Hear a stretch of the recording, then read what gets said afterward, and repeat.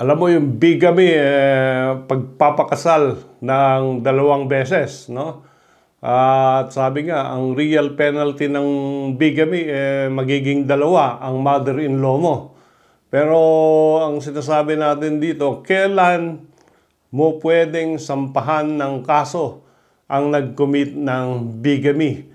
Dito sa ating desisyon ni Associate Justice Samuel Garland ng Supreme Court, sinabi niya merong 15-year time limit for filing a bigamy case.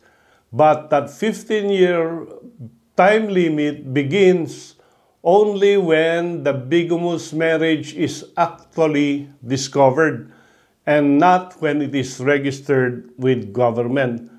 So ang sinasabi nila, pag nag-asawa ka twice, no?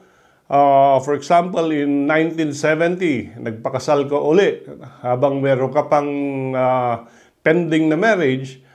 Pag nirehistro mo yan sa civil registry or local civil register, yung 15-year period ay hindi magka-count mula 1970.